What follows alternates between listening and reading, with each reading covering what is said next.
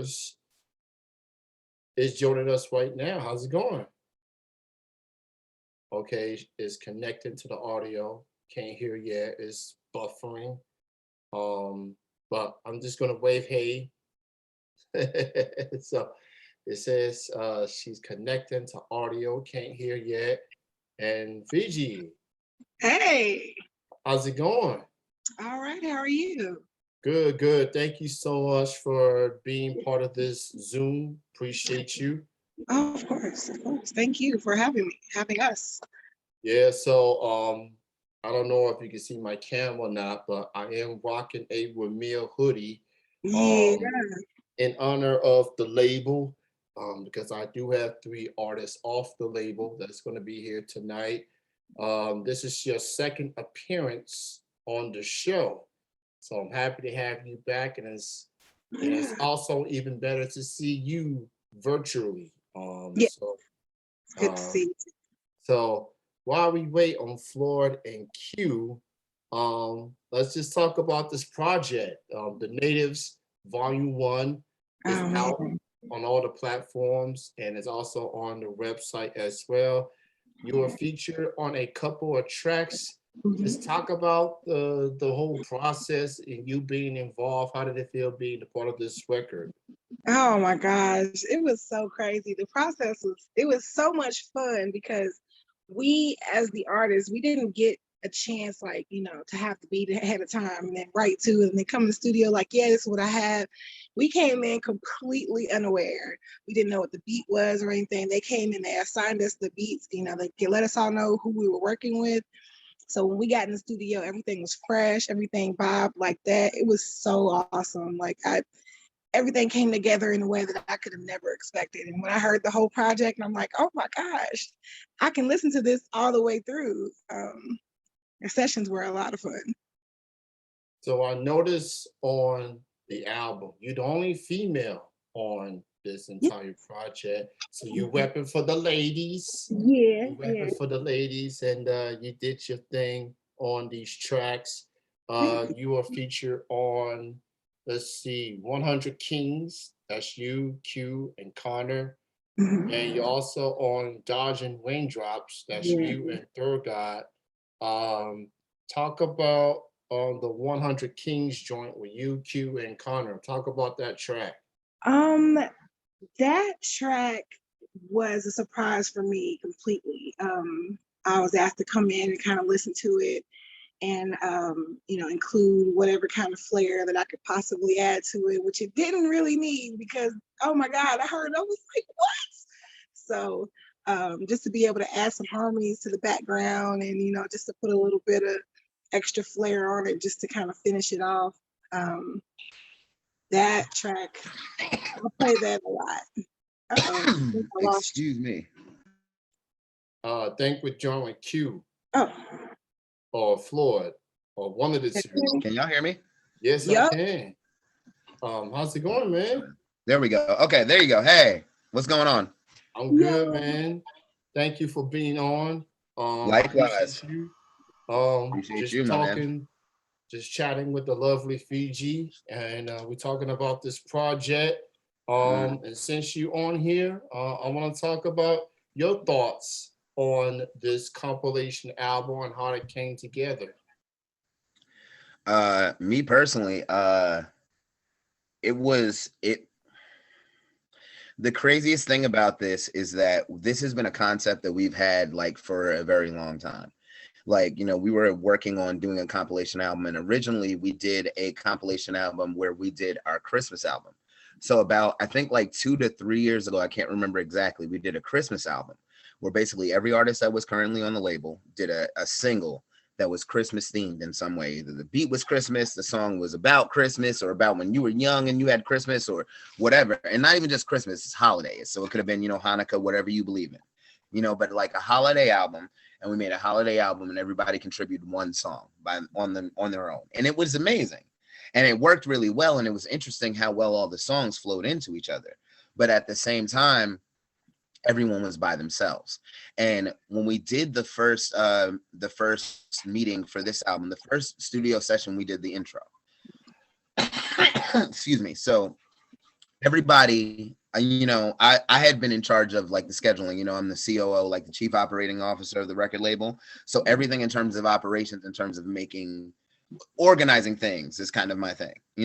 So I got everybody set up for this one studio session on this one day. So everybody came in, everybody heard the beat at the same time. Everybody wrote an 8-bar verse of the beat, and that's what the intro is.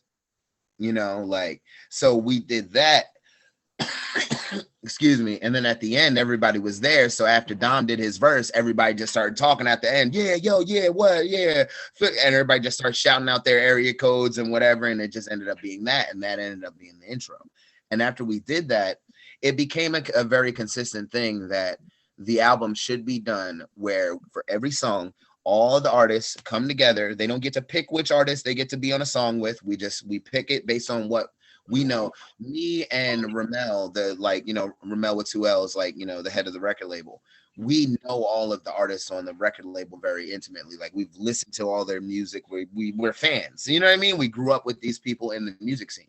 So like we were able to kind of figure out who would work really well with who and who, Good Bar had been wanting to do a song with Fiji for forever. And then Dodge and Raindrops came out of that. You know what I mean? So things like that, where it was we were trying to figure things out. And the way it ended up working out, we expected it to be good, but we didn't expect it to be as good as it came out. Oh my God. It was beautiful. It was such a, it was such a thing. And the thing about it was at a certain point, just for time purposes, I was saying, it might be better for me to just have, send them the beat first. Let them at least hear the beat so they can come with a concept of what they want to do. And then everybody can figure out the concepts and what they want to use together when we get them in the studio. And Ramel was very adamant, no, it has to be like it was for the intro session. The first session we did, they have to all hear it at the same time and be thinking about it at the same time and come up with what the song should be at the same time. And he made it very adamant that it should be that way. And we ended up cutting it really close in terms of getting everything out on time and stuff, but at the end of the day, it was worth it because it was dope, because it was really, truly a collaboration album. A lot of times the collab albums, it's okay, I made a song, I got a hook, I need a verse, I'm gonna send this to you, you throw a verse on it. You know what I mean? This wasn't that. All of the songs were created, all the people on the song were in the studio when the beat first got played, and they all figured that out together. And that's why it sounds how it sounds. So I like it. My long form answer for your question. No, it's good. It's good, man. I was just telling Fiji, I am rocking a Wamil hoodie in honor of this 2.5. He is the boss man. You are the COO. And there's no way I'm going through this interview without noticing the shirt that you're wearing. Hold on. Hey, let him know. Let it be known. The resurgent New York Did Knicks. You see my boys last night, though? Yeah, I did. Damn. Here's the thing. Here's what's crazy. So 2 nights before, right, on Wednesday, they played the Pacers. I was at that game. I was at that game because the record label bought me tickets to the Indiana Pacers game in Indiana in the Gainesbridge Fieldhouse against the Knicks because they know I'm a Knicks fan. You understand what I'm saying? So they bought me tickets for it as a thank you for all the stuff I've been running around doing for the label, because it's it's really like a family. People say family atmosphere. It's really a family atmosphere for real. You know what I mean? So they were like, nah, we're going to get you tickets to the Knicks game. And we were there. I was sitting right by the Knicks bench. I got to watch Tibbs scream at the ref from mad close. It was dope. You know what I mean? And we got crushed. We got killed. And there were so many Knicks fans in Indiana when we went to see the game at the Pacers arena that at one point in the fourth quarter, they were bringing the ball up the Pacers. And the arena was saying let's go, let's go Knicks. And you heard it a little bit. And then they heard defense. And it was a defense chant against the home team. You know what I mean? And there was I saw every Knicks jersey, Marbury, Jeremy Lin, Ed Mello, everything in between, in there. It was crazy. So it was dope. But so that happened the other day. And then we got crushed. But then we came out and we played the Bucks and we were losing by 20. And I was watching SmackDown with my girl, and we were watching SmackDown, and we were they're getting killed in the first. We're probably going to get killed. And by the end of the game, I was watching the end of the game, and we beat them by 15. We beat the defending champs, the Bucks, by 15 yesterday. So like I said, I'm not trying to take up too much time, but I'm saying though. Hey man, I mean, you I'm, Knicks fans has waited a long time I'm for saying this though. resurgence, and y'all deserve it, man. Y'all deserve You all the you good remember that's happening. 20 years I have sat hurt. We had a brief spurt in 2013, right before I moved here, where we had Melo and we had Baron Davis, and we went to the playoffs and we beat the Celtics in the first round, and we in the second round, and Baron Davis blew his knee out, and Amari Stoudemire punched the fire hydrant after a game and cut his hand, and he couldn't play, and it just all fell apart. And we've been trashed since then. So I don't want to hear nothing about my doing this now. Like, nah, I'm living. I, I've I waited eight I long won't years almost for this. Like, I yeah. won't be one of them. I'm not gonna be one of them. I can't even, I'm happy for Derrick Rose. I'm happy for Mm, Tibbs. I'm happy for Wendell. He is a UK alum. mm. Just everything is good. And by the way, we are joined with Q-Mystik. Say Oh, hello, Q. Q. What's good, Q? Yo, yo, What up? yo. What up? What How up, you do- Q? Yeah. How's it going, Go ahead. man? Uh, Yeah, chilling, cooling. hey, Fucking trying to watch this fight in a little bit. Okay, okay. me too. So Who you got? everybody, okay. Usman got it, dog. For For the sure, heavyweights. for I don't know too sure. much about these other Hey, dudes, but Usman crack got his it, man. He's jaw. a great one. Crack I'm, his I'm jaw.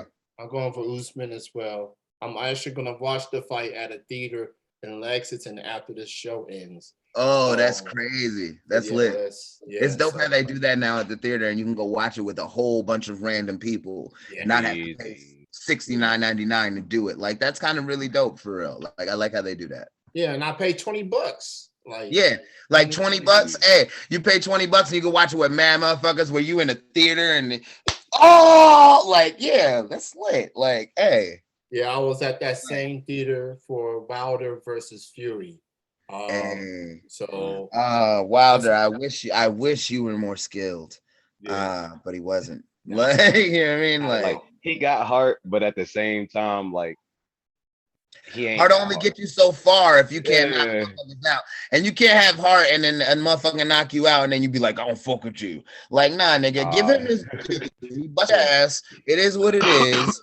You know what I mean? Live your life. Like, and I ain't got nothing against Right. Wilder. That's my dude. But like, nah, get that nigga his due. He whipped your ass twice, real bad. Right. He really whipped your ass in the first fight, but you hit him with such a devastating motherfucking punch in the 12th round. Niggas had to say it was a tie. Like, you know what I mean? Like, so, hey, Right. I don't know. Right. That's crazy. So, Q, now that you're joining us, this is your first time on the show. So, first things first, welcome to the show. Appreciate you being on. Thank you for having me. I've already chat with Fiji and Floyd about their thoughts on the project, and now I want to get your thoughts. Not only are you rapping on it, but you got beats on there as well, man. How did it feel to be contributing to this record? I don't think really any of us knew what to expect with like how the end was gonna come to, because it was so like not really pieced together, but like with a lot of individuals, it's just hard to get everybody in the same spot. You feel me? So Yeah. it was kind of hard to see how it was gonna come together so well, but we just have a natural chemistry, and it's so easy to work with like anybody that's on the label and in the group that like it was just seamless. Like they would they would pull my card, be like, "Hey Q, we need you for XYZ," and I would just try to execute to the best of my ability, give them my vibe. You did your thing. Floyd, Fiji, everybody did a great job on this album. I've heard it multiple times. It's just a incredible body of work, and everybody did their thing. Get the singing on there, get the bars in there, and you got some artists from Louisville that also contribute. Guys like Peter Wesley, who I interviewed a few weeks ago. He Word. was Yeah. super excited to be on the Warrior with Cheese Joint doing the ring Yeah. announcer part, Yo. man. So check it out. So the crazy thing about that, right? So here's the thing.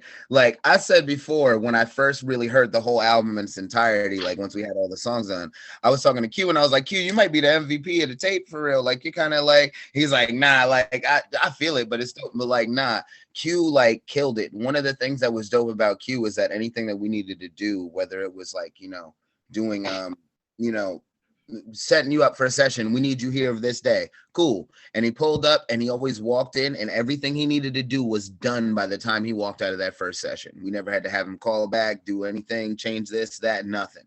Like it just went off. So like Q did his thing. But what was crazy is we had a session where it was me and Q and Meth One and Ramel and who else was it? It was somebody I else.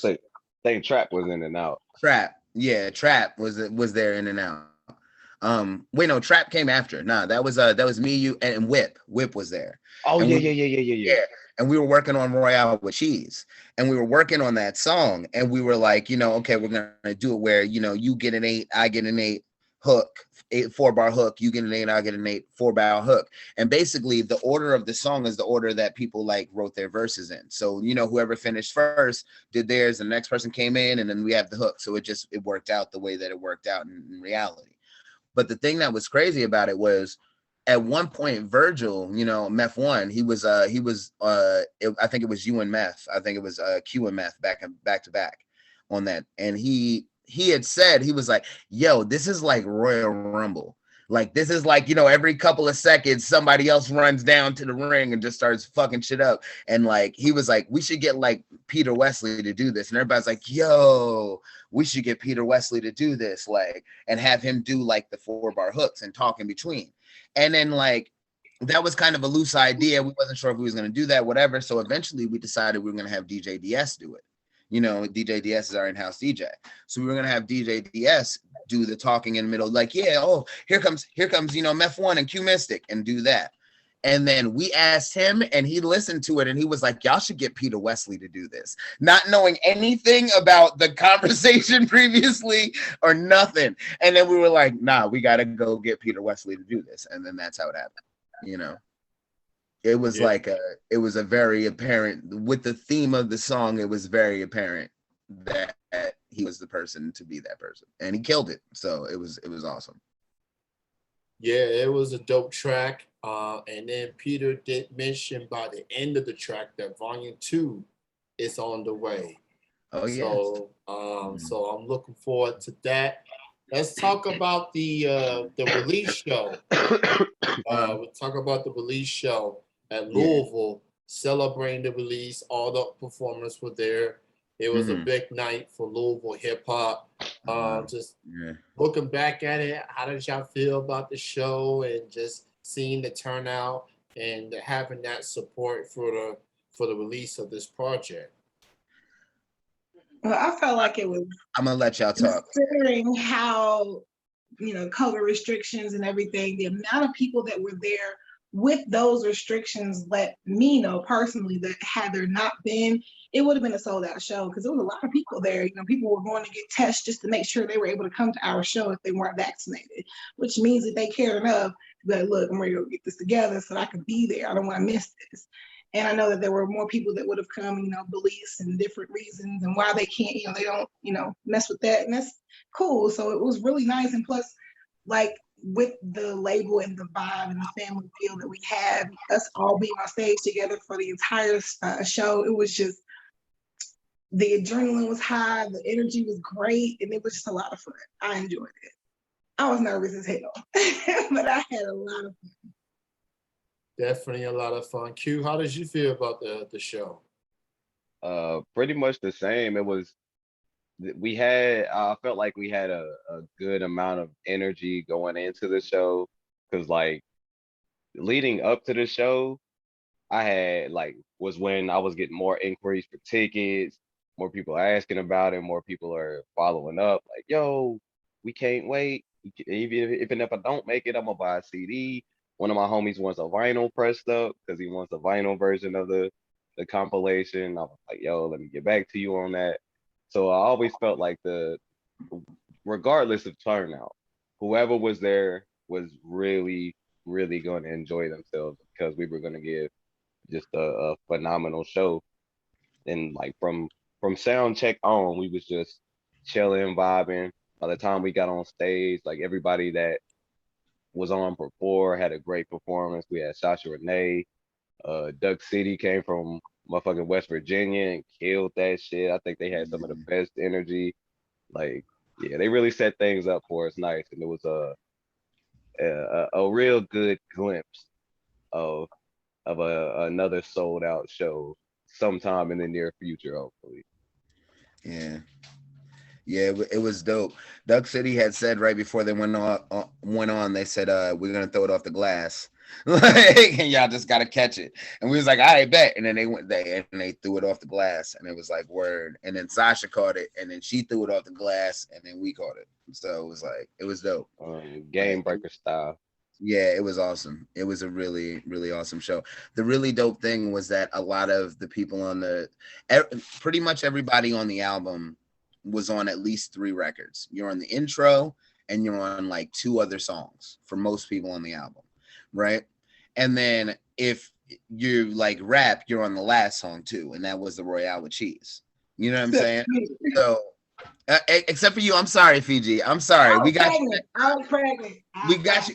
Yeah, you know what I mean? That was the thing. Yeah, Fiji had just had a baby, so we couldn't just call Fiji in to do a verse. So it was, you know what I mean? Like, I was waddling just to get. I was like, we got sessions set up. I'm like, okay, I'm coming. Word, you was living real life. You know what I'm saying? So hey, it is what it is.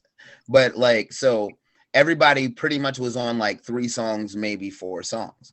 So the thing about it is, it's a 10-track album. Most people hadn't heard, even us on the label, hadn't heard the other songs they weren't on. So when we did the show, it was interesting because you might have 3 or 4 songs, maybe max, that you're on. And then you're hearing 6 other songs that you haven't heard live on stage. And it all went flawlessly, where by the end, everybody was looking around like, oh, this is what the album is? This is crazy. Like, whoa. So it was a really good night. It was nice. It was awesome. Yeah, it was a big night for Louisville hip hop, just for hip hop in general, and given the circumstances of this ongoing pandemic. Shasta Renee, shout out to her. I mean, not only she's still repping for the Ville, she's relocated in Texas, and she's still contributing to the Louisville vibe on Thursday nights. I mean, she's true grinder. Grinder. So shout out to Sasha, to everyone that contributes. Sasha does this thing where she sits on the front of the stage, and she sits down on the front of the stage and she raps. And like anytime you see Sasha do that, she like snatches the crowd. Like, it's interesting. Like, it's really crazy. Like, it was dope. I've seen Sasha perform twice. She's been in Lexington before. And everything that people say about her as an artist is legit. She's truly a true MC of the highest order, and she deserves her flowers, not just for her success as an artist, but just giving other artists a platform. Wow, she's in a different state. I mean, who else is doing that? Facts. Locally. You know what I mean? Like what she built, like, just exists on such a level that it like continues to exist even if she's not present for it every week. You know what I mean? And that's an amazing achievement to build something that's that strong and that long lasting. You know what I mean? Like, and like she did that. Like the vibe is dope. Like I a lot of rappers that couldn't really get a chance to get a headline show elsewhere at other venues spot at the Vibe, and being able to do that headline spot at the Vibe, we're able to do a 15, 20, 25, 30-minute set in front of people of all of their stuff, to where some people can really catch it. And like, it's helped. Like, there's a decent amount of like artists in this city that have really earned their stripes through the Vibe, for real. You know what I mean? Like, so that's awesome. And she kills that. And even not being here, it's still going strong. Like, that's amazing. You know what I mean? Like, that's dope. Yeah, absolutely. So be on the lookout for Volume 2 coming soon.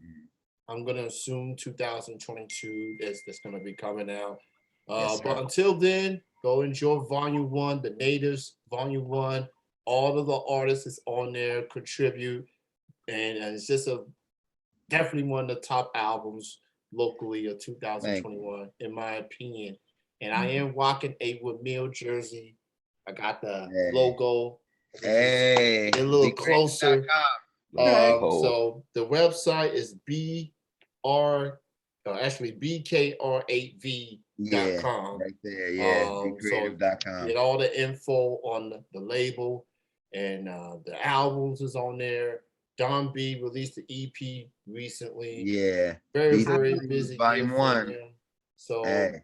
and just go check out the music. Go check out the Christmas album as well. By the way, we all get into the holiday season, and I did this last year, and now that I know I got this album, I'm playing Christmas music on the radio show. I'm gonna do that after Thanksgiving. I'm not like most radio folks that play after Halloween. Gotta give it the proper time slot.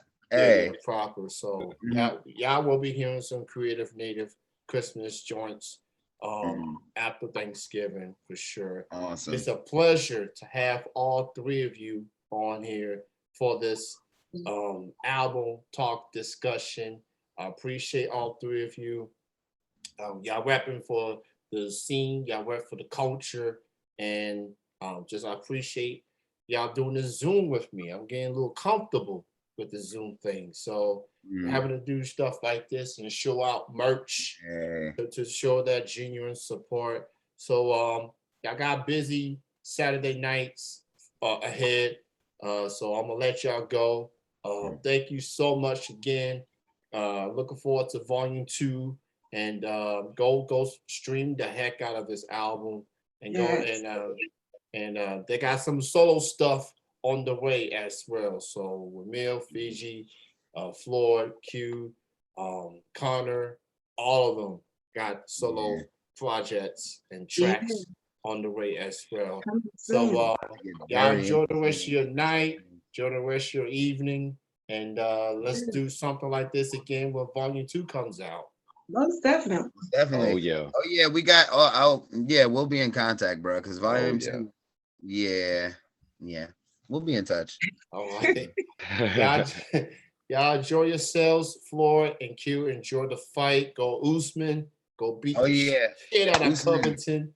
Come on. Crack his jaw again. He cracked his jaw last time. We talked all that, and then he cracked Break that nigga face. Period. Wow.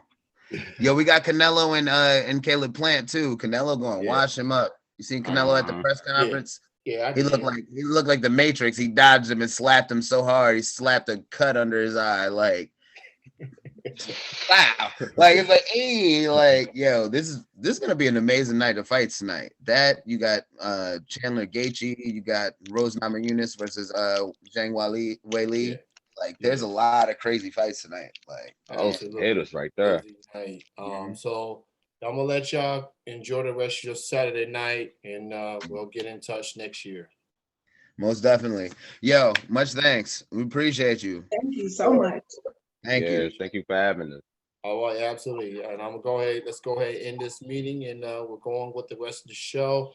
So just wave bye-bye, and bye-bye. All right. Thank you. Much love, y'all.